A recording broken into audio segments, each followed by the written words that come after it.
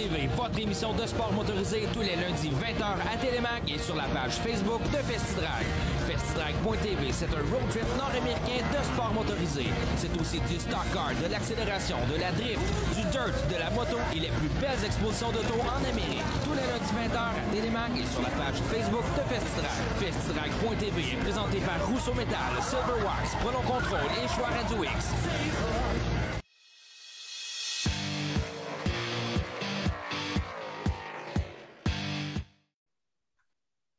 Vous êtes de retour dans cette semaine aux courses présentée par Lucier Chevrolet et j'ai la chance de m'entretenir avec Supergirl Sabrina Blanchet. Salut Sabrina.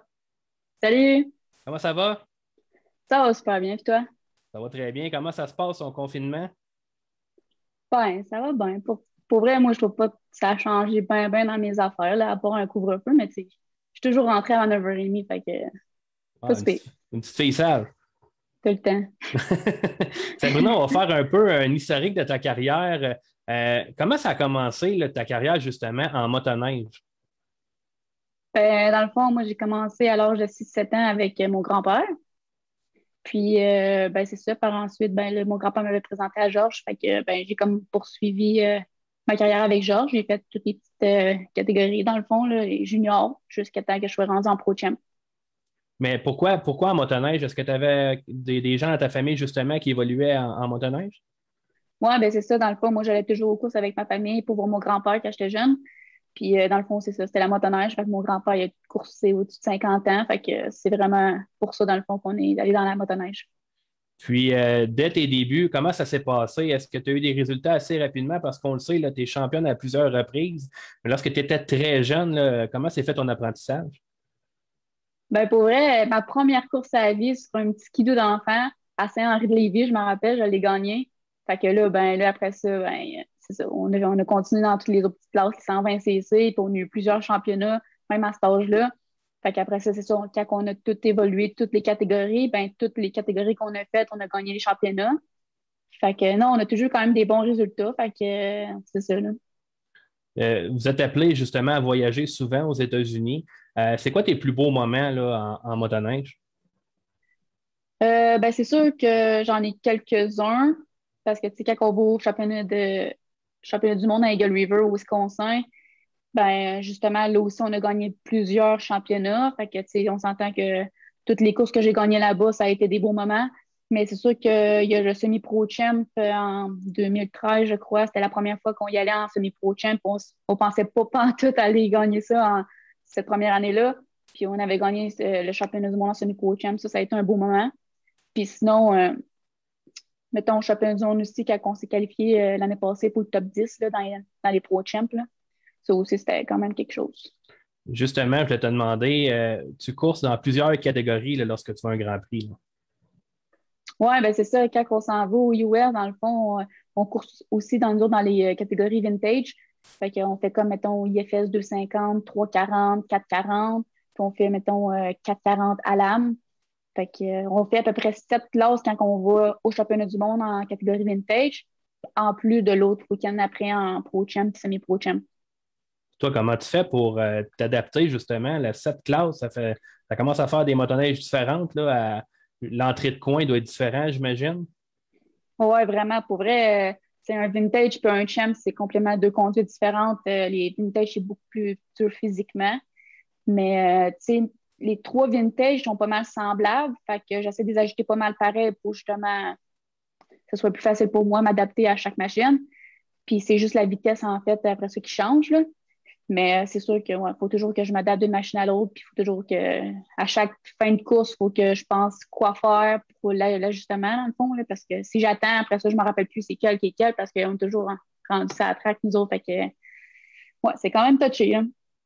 Les 2 derniers hivers ont été très difficiles à cause de la COVID. Le Grand Prix de Valco a été annulé.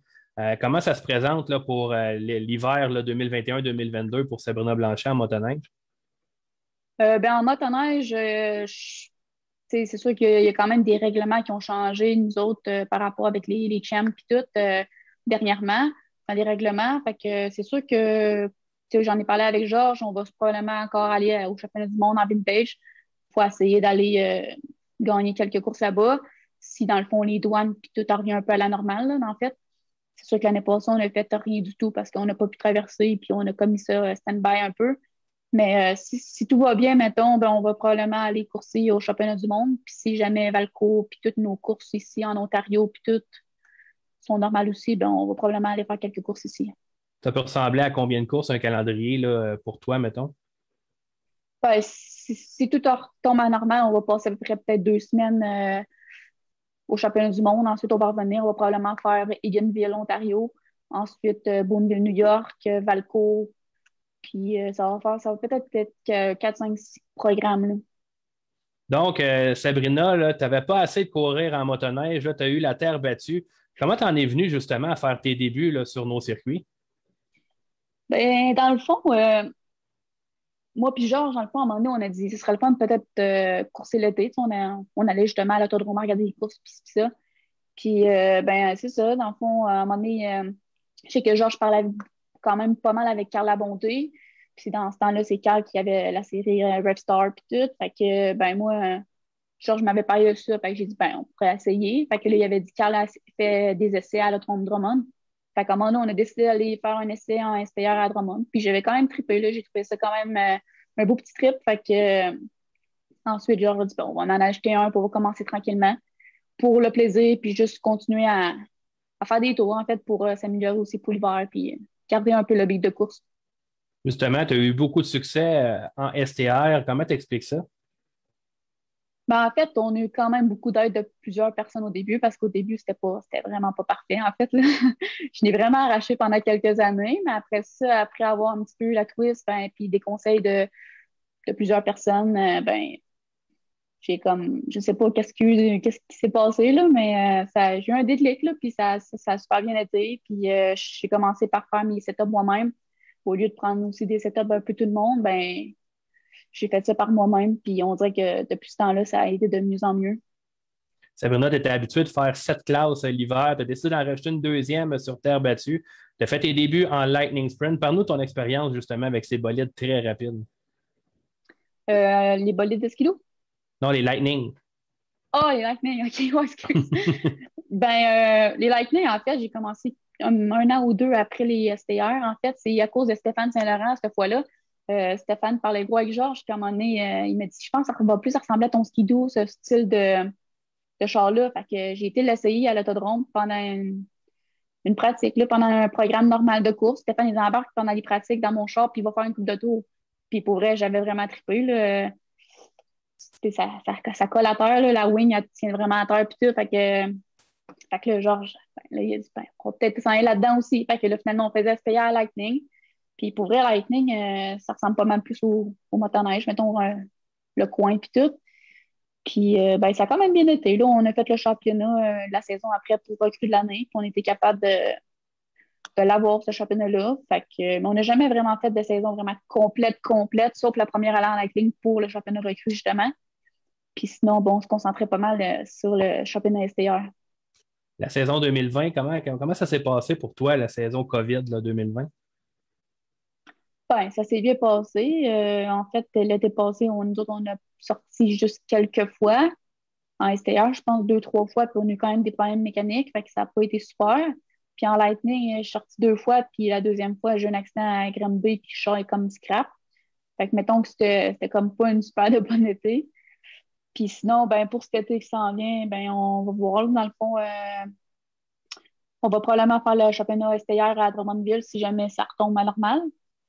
Puis, ouais, ça va être pas mal être ça, le STR cette année aussi. Tu n'iras pas en sportsman finalement?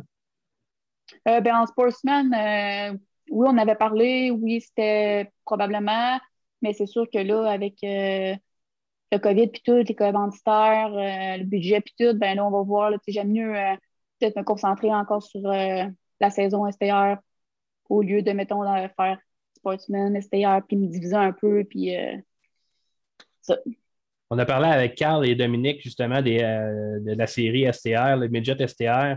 Il y a beaucoup de nouveaux pilotes, des pilotes d'expérience qui se joignent. Comment tu vois ça, toi, la saison 2021, s'il y en a une, évidemment, là, en STR avec tous ces nouveaux pilotes-là? Ben, c'est une des raisons aussi pourquoi que, mettons, j'aimerais mieux, on voulait plus se concentrer sur STR parce que là, tu sais, habituellement, tu as l'habitude de couvrir 10, 12, 15 personnes maximum, mettons. Mais là, avec cette année, avec tous les nouveaux pilotes, avec Mathieu Bardier, avec Yann, tous les nouveaux pilotes, dans le fond, qui vont être là. Puis c'est tous des bons pilotes. D'après moi, les STR vont faire vraiment un bon show. Fait que je pense que ça va être quelque chose de quand même très, très bien, là. Sabrina, l'entrevue achève. Est-ce que tu aurais des gens que tu aimerais remercier justement pour te permettre d'aller aux courses comme ça? Ben, c'est sûr que tous les supporters, en fait, tous mes commanditaires qui sont là avec moi depuis quand même très longtemps. Puis l'équipe aussi, on s'entend. Puis à Georges, tout le monde qui vient aux courses, qui m'aide sur les voitures, au garage, vraiment juste tout le monde. Mais Sabrina, merci beaucoup pour ton temps. On va te souhaiter qu'il y ait une saison régulière en STR parce qu'on le sait que tu vas être très compétitif. Tu vas faire partie justement du peloton à l'avant. Et on souhaite là, justement qu'on annonce demain, là, le premier ministre qui annonce peut-être un adoucissement des mesures pour qu'on puisse aller aux courses. Je te remercie pour l'entrevue, puis la meilleure des chances. Bien, merci à vous. Merci beaucoup. C'était Sabrina Blanchet, Supergirl, qui sera régulière en 2021 en STR. On s'en va vers la pause et au retour, on va avoir André Poulain de l'Autodrome Chaudière.